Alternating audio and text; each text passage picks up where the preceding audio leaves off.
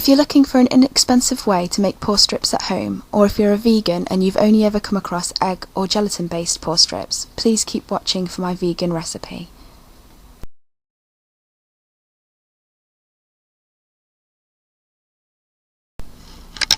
There are only 2 ingredients for this recipe, so it makes it very easy. I'm making a large batch as I'm making some for friends, but you will only need about 1 tablespoon of xanthan gum,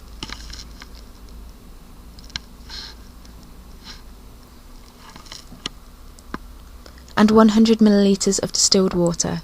I'm using a blender for this to speed up the process, but you can just put all the ingredients into a container and shake occasionally for about half an hour until it's all combined. You can't really tell from this angle, but when the xanthan gum hits the water it clumps and sits on the surface. Don't panic, it will mix. It just needs to be aggravated to combine, hence the blending to speed up the process.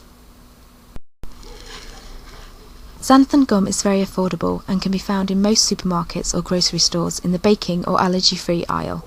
It is used as a replacement for gluten in wheat-free and gluten-free baking. It has many uses, including being the main ingredient in the store-bought pore strips. It is also used as the non-toxic adhesive on envelopes. It's this same sticky property that helps it adhere so well to the dirt and sebum in our pores.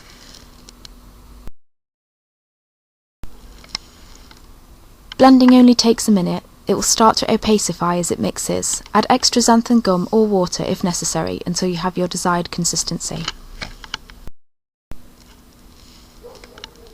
It should have a kind of slimy texture, very similar to wallpaper paste.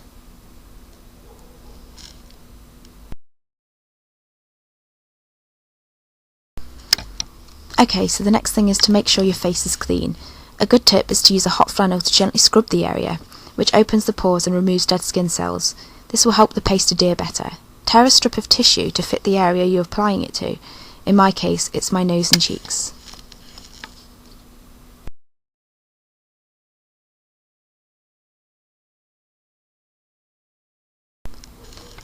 Using a brush, paint a thin layer over the chosen area, making sure to coat it evenly and thoroughly.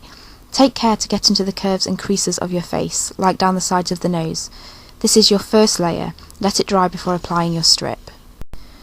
You can skip this step if you want, but I think it gives a much better result. Putting the first layer on gives the xanthan gum the chance to really grip onto the skin. Store-bought pore strips have never really worked properly for me, so I take this extra step to ensure I get a thorough extraction. However, if you find pore strips work fine for you, you can just go ahead and skip this step.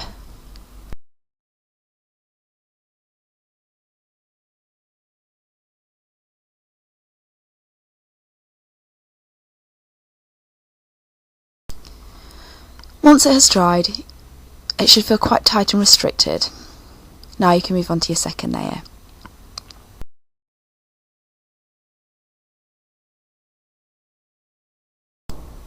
For this next step, I split the tissue.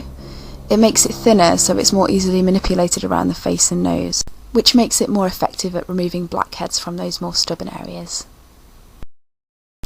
Make an effort to get into the creases and crevices of the area you've chosen. Be delicate and try not to tear the tissue.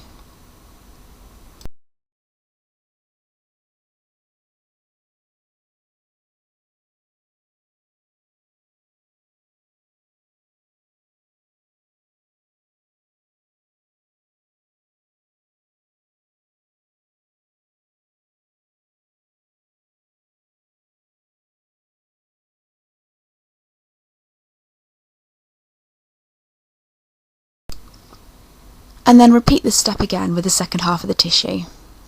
Don't worry, it only takes a second longer, but as I've said before, you can skip this step and just do it in one go. And then just a final top coat to make sure it's all fully saturated.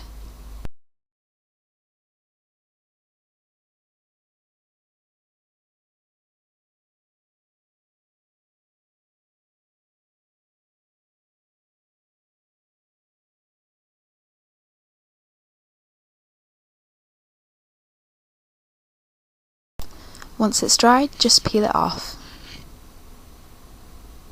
It's disgusting and gratifying all at the same time.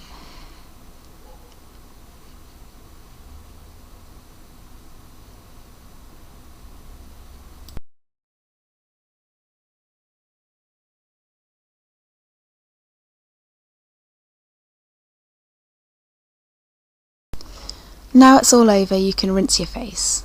Another tip is to use a splash of cold water or an ice cube over the area to close the pores. You can store this in a sterilised container and it will last up to 4 weeks in the fridge. Luna seemed impressed. It's pulled it all out, hasn't it? Thank you for watching, and please subscribe for more beauty, hair, makeup and fashion tutorials.